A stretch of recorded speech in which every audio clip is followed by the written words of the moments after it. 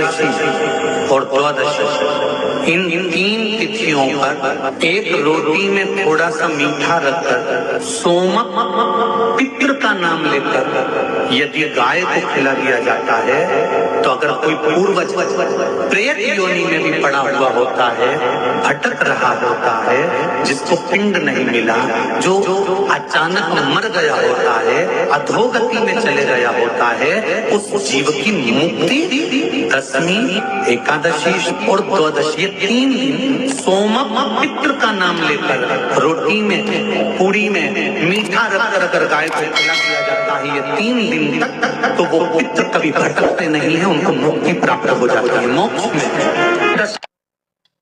एकादशी है कौन, क्यों इसकी इतनी प्रधानता है, क्यों इसकी पुण्यता है, ऐसा क्या है एकादशी में जो इसकी पुण्यता मानी जाए? कौन है ये जो भगवान नारायण तक एकादशी का व्रत करते हैं? सुभद्रा जी को भगवान जगन्नाथ ने, जगदीश ने एकादशी का व्रत कराया था। बद्रीनारायण भगवान को माता लक्ष्मी ने एकादशी का व्रत कराया था। क्यों? चंद्रायण एकादशी व्रत की माता। एकादशी है कौन? तो कहा जिसको व्रत करने पर भगवान नारायण भी जिसका व्रत करते हो, भगवान माता लक्ष्मी जिसका व्रत करती हो, वो एकादशी है कौन? तो शास्त्र वर्णन करता है महाराज, स्कंद पुराण का सुंदर चातुर्मास्य खंड के अंतर्गत वर्णन आया है महाराज। एक बार भगवान विष्णु आनंद में विराजमान थे, पद्मावती और माता लक्ष्मी दोनों उनके पास में विराजी हुई थी। भगवान लक्ष्मी और पद्मावती दोनों बैठी, एक सिर के पास, एक चरण के पास। कुछ समय बाद वहीं पर ब्रह्मदेव का आगमन हुआ और ब्रह्मा जी आगमन पाकर भगवान नारायण पद्मावती से लगकर उठे और उठकर लक्ष्मी की ओर झुके। झुकने पर इन तीनों के समागम से भगवान नारायण के हृदय चित्त से एक कन्या प्रकट हो गई। उस कन्या का नाम एका था। क्या नाम था? एका। अब 10 उसके गुण इतने प्रबल थे, वो 10 गुण उसके बड़े प्रबल थे कि वो एका जिसको निहारती थी उसको संपदावान बना देती थी, जिसको देख लेती थी उसके जीवन में वो आनंद की अनुभूतियां करा देती थी। एका जिस मार्ग से जाती थी उस मार्ग के द्वार खोल देती थी। एका का पुण्य इतना पुण्य प्रखर। एकादशी के दिन कभी कभी तुम बद्रीनाथ चले जाओ, एकादशी के दिन तुम द्वारका चले जाओ, एकादशी के दिन तुम तिरुपति चले जाओ, एकादशी के दिन तुम जगन्नाथ चले जाओ, एकादशी के दिन तुम्हारी मर्जी पड़े भगवान के किसी धाम में चले जाओ और भगवान को भोग लगाओ और उनकी थाली को झांक कर देखना, उसमें चावल जरूर मिलेगा। उसमें ऐसा नहीं है कि चावल नहीं मिलेगा। बद्री नारायण में भगवान को चावल का भोग लगा हुआ मिलेगा, द्वारका में चावल का भोग लगा हुआ मिलेगा, आपको जगन्नाथ में चावल का भोग लगा हुआ मिलेगा, तिरुपति में मिलेगा, द्वारकाधीश में मिलेगा, नाथद्वारा में मिलेगा, सांवरिया सेठ में मिलेगा, काकरोली जी में मिलेगा। आप जहां जाओगे वहां पर एकादशी के दिन भगवान को चावल आएगा, क्योंकि भगवान के लिए परहेज नहीं है। एकादशी के दिन चावल उसको नहीं खाना। एकादशी और द्वादशी के दिन हमारा हिंदू धर्म, हमारा शास्त्र कहता है, हमारे शास्त्र, हमारे वेद डॉक्टर वर्णन करते हैं कि पीपल के पत्ते को अगर एकादशी और द्वादशी के दिन एक तांबे के पात्र में गला कर रख दिया जाए और उस पानी का आचमन 3 बार करा जाए तो जिसकी नाड़ियां चोक भी हो जाती है, डॉक्टर को ने इसका बाईपास करना पड़ेगा, उसको केवल 3 आचमन पानी एकादशी और द्वादशी को पीपल के पत्ते का कराया जाए तो अंदर की नाड़ियां भी खुल जाती हैं। भगवान का एक नाम है अघोर। ब्रह्मा जी को दर्शन दिया, अघोर मतलब सिद्ध नाम। और बहुत ध्यान से सुनना भाई, बहुत प्रयास कर लिया आपने, कामना सिद्ध नहीं हो रही। 1 लोटा जल, एक जल का पात्र लीजिए, उस जल के पात्र को लेकर उसमें थोड़ा सा लाल चंदन डालकर बेलपत्री के वृक्ष के नीचे और देवादिदेव महादेव को चढ़ाना प्रारंभ करें। उसके बाद में 1 लोटा जल स्वच्छ फिर शिव जी को श्री शिवाय नमस्तुभ्यं हम बोलकर आपकी कामना कहकर भगवान शिव पर अघोरेश्वर महादेव का नाम लेकर आप चढ़ाना प्रारंभ करिए।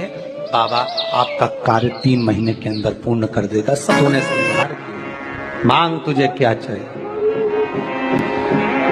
एकादशी ने भगवान विष्णु से कहा, नाथ प्रभु वर दे दो, मृत्यु लोक में जो मनुष्य मेरा व्रत करेगा, चाहे जलचर, थलचर, वायुचर या सांसारिक मनुष्य मेरा अगर एकादशी का व्रत करेगा, प्रभु उसके यहाँ धन धान्य वैभव सुख संपदा बढ़ेगी और उस जीवात्मा को नरक नहीं भोगना पड़ेगा, सीधे वैकुंठ का उसको वास मिलेगा।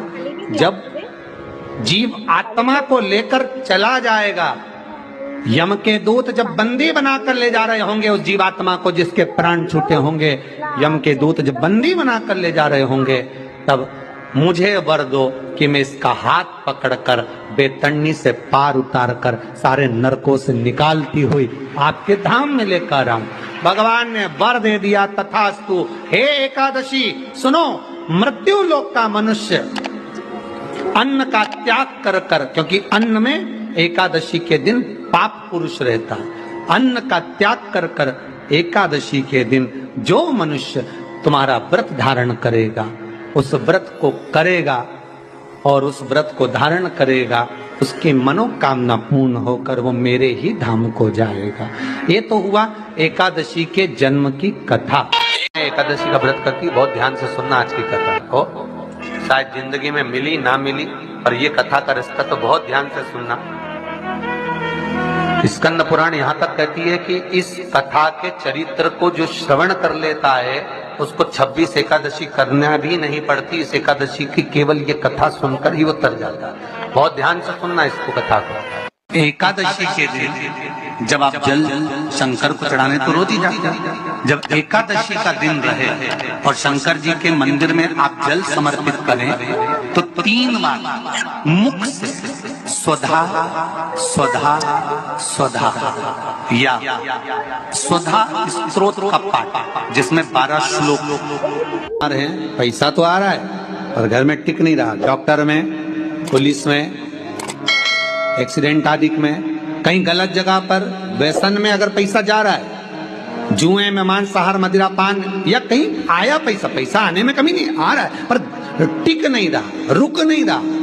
कोई मांगने आ गया, दे दिया, फिर वहां से अपने पास नहीं आ रहा, अपन कह रहे हैं भैया हमारा पैसा लौटा दो, नहीं आ रहा। तो महाराज शिव महापुराण की कथा कहती है, एकादशी के दिन गंगा के जल में मात्र 7 बेलपत्री डालकर जो नंदीश्वर भगवान अर्थात जो शंकर जी के शिवलिंग के सामने नंदी होता है, उस नंदी के चरण पर गंगा का जल चढ़ाकर बेलपत्री शिव पर समर्पित कर देता है, उसके घर में रुपया रुकना चालू हो जाता है, फिर वो गलत जगह पर नहीं जाता, गलत स्थान पर वो धन जाएगा ही नहीं। अभिषेक कर रहे हो, जल चढ़ा रहे हो, दूध चढ़ा रहे हो, आप पंचामृत सामग्री समर्पित कर रहे हो, आप दुनिया की सारी वस्तु भगवान को दे रहे हो, तो घी चढ़ाते समय जब घी चढ़ जाए, शंकर के शिवलिंग पर घी चढ़ गया, उसकी एक उंगली लेकर शिव मंदिर में जहां शंकर जी पिंडी पर बैठे हैं, उस जलाधारी पर जो शिवलिंग रखा हुआ है, उसके चारों तरफ उस घृत को लगा देना चाहिए अपनी कामना कर कर। महाराज शिव उसको स्वीकार करता है। जो अभिषेक आपने किया है वो अभिषेक का फल भगवान भोलेनाथ कुछ ही दिन में प्रदान कर देते हैं, मात्र उंगली फेर देने पर। घृत पात्र की उंगली जो को याद रखिए, गौदान और एकादशी। श्रीमद वल्लभाचार्य जी ने मायावत का खंडन करा था जगन्नाथपुरी में, और श्रीमद वल्लभाचार्य जी ने कहा था एकादशी मरने के बाद मत दो, एकादशी जीते जीते। कहा था कि नहीं कहा था? जीते जी दान करिए। इसलिए जगदीश में, जगन्नाथपुरी में एकादशी उल्टी लटकी हुई है। करें आपने दर्शन, जगदीश में एकादशी को उल्टा लटकाया। क्यों? क्योंकि वल्लभ ने कहा कि एकादशी जीते जी दो। कई पंडितों कहते हैं तुम्हारे दादाजी मर गए, जब 12वें का दिन होता है ना तो पंडित जी संकल्प छुड़ाते हैं, दो एकादशी। बड़े बेटे ने 5 दे दी, छोटी बहू ने 3 दे दी, उसने 2 दे दी, उसने 2 दे दी, तो क्या तुम्हारे दादाजी भिखारी थे जो तुम्हारी एकादशियां लेकर जाएंगे? और तुम कौन होते हो दादाजी को एकादशी देने वाले? तुमने कौन सा इतने पुण्य कर लिए जो तुमने एकादशी दे दी? एकादशी के दान की महत्वता श्रीमद वल्लभाचार्य जी ने कहा कि कोई व्यक्ति अगर खटिया पर सड़ रहा है, पलंग पर तड़प रहा है, हॉस्पिटल में पड़ा हुआ है, तो निवेदन है कि उसको देखने जाओ तो अपनी करी हुई एकादशी में से 2 एकादशी का दान उसको तुरंत दे दो। क्यों? तो जिससे उसको मोक्ष मिल जाए। एकादशी का व्रत ही में किया गया हमारा पाप कर्म है। हमने किसी जीव की हत्या करी है, हमने किसी को कष्ट प्रदान करा है, हमने किसी को अपशब्द कहा है, हमने किसी को ताने दिए, हमने किसी को आड़ा टेढ़ा कहा है, हमने किसी को गालियां दे दी है, मात्र एकादशी का व्रत ही कर लेने पर ये सारे जो दोष हैं वो समाप्त हो जाते हैं। दशमी, एकादशी और द्वादशी। एकादशी का व्रत, दशमी की रात्रि को जो आप भोजन करें वो सात्विक करें, एकादशी के दिन भोजन ना करें, अन्न का भाग ग्रहण ना करें, अन्न का भाग ग्रहण ना करें।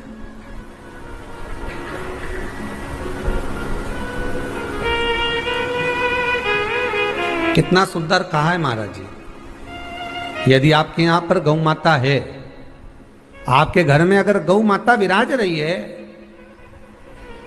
आपके घर में अगर गौ माता है, गाय की अगर आप सेवा कर रहे हैं, अच्छा कितना सुंदर लिखा है धेनु मानस में, गीता प्रेस गोरखपुर की गौ अंक को निकालकर पढ़िए कल्याण का, उसमें लिखा है ब्रह्म मुहूर्त में सुबह के समय पर गाय की पूंछ को पकड़कर या गाय की रस्सी को पकड़कर जो 2 कदम भी चल लेता है, उसके लिए भगवान विष्णु बैकुंठ का मार्ग और कुबेर का मार्ग प्रशस्त कर कर खोल देता।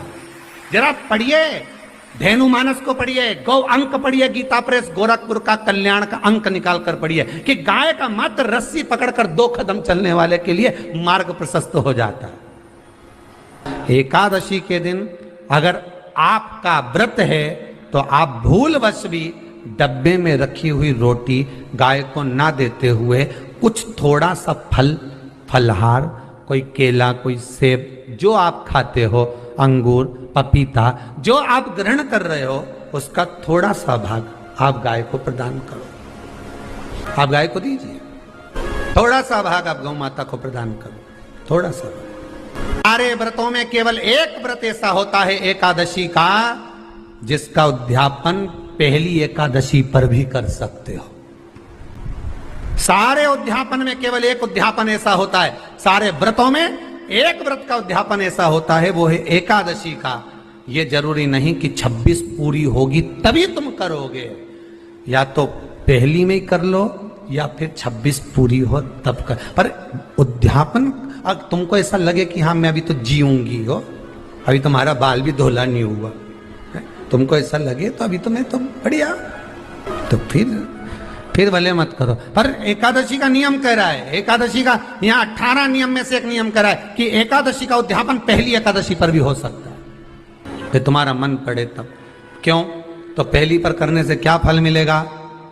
तो एकादशी की नियमावली कहती है, अगर मान लो आपने पहली एकादशी पर भी उद्यापन कर लिया, इसके बाद में जितनी एकादशी करोगे वो सारी तुम्हारे खाते में जुड़ती जाएगी। मतलब बैंक में खाता खोल लो, ठीक है, खाता खोल लिया, अब जितना कमाता जाओगा उसमें डालते जाओ, जितनी कमाई करके लाओगे उसमें जमा करते जाओ। एकादशी एक बार उद्यापन पहले में भी हो गया तो बाकी का पुण्य तुम्हारे खाते में आ जाएगा। एकादशी का उद्यापन बड़े महीने में माघ शुक्ल एकादशी के दिन, माघ का महीना हो, शुक्ल पक्ष की, जम के बोलिए एकादशी हो, प्रयास करना कि आप उद्यापन करें, भले 5, 10, 11, 12 जितनी एकादशी हो जाए, 26 हो जाए तो ज़्यादा अच्छी है, नहीं तो आप करें तो माघ महीने की शुक्ल पक्ष की एकादशी के दिन आप उद्यापन करें, प्रयासरत करें। बड़े महीने के अंतर्गत जो उद्यापन, हाँ चतुर्मास के अंतर्गत उद्यापन नहीं होता एकादशी का, बहुत ध्यान दीजिए तुम्हारा। ये जो सावन भादो कुंवर कार्तिक जो 4 महीना होते हैं भगवान के शयन करने के, इसके अंतर्गत एकादशी का उद्यापन नहीं होता, और इसके अंतर्गत उद्यापन करना भी नहीं चाहिए एकादशी। हमारा एकादशी का उद्यापन माघ महीने की शुक्ल पक्ष की एकादशी के दिन आप बहुत प्रेम से आनंद के साथ करिए महाराज। परंतु एकादशी के उद्यापन में सबसे ज्यादा अगर कुछ जरूरी होता है तो 24 तरह का नैवेद्य जरूरी होता है। कितने तरह का? 24 तरह का नैवेद्य। अब आप कहोगे गुरुजी उद्यापन हम कर रहे हैं एकादशी का, तो उसमें तो फलहार का हमें नैवेद्य बनाना चाहिए। तो फिर ये पुराण के अंतर्गत स्कंद पुराण में ये चीज लिखी है कि एकादशी का जब उद्यापन करते हैं तो 24 तरह का नैवेद्य बनाकर सिद्ध करते हैं। 24 तरह का नैवेद्य जान रख लेना, हलवा बना लो, खीर बना लो, पूड़ी बना लो, सब्जी बना लो, पकौड़ा बना लो, भजिया बना लो, ऐसे 24 तरह का नैवेद्य अलग अलग चाहिए। पर लोग क्या करते हैं, खोपरा पाक बनवा लेते हैं 1-2 किलो और 24 जगह रख देते हैं। स्वीकृत नहीं है।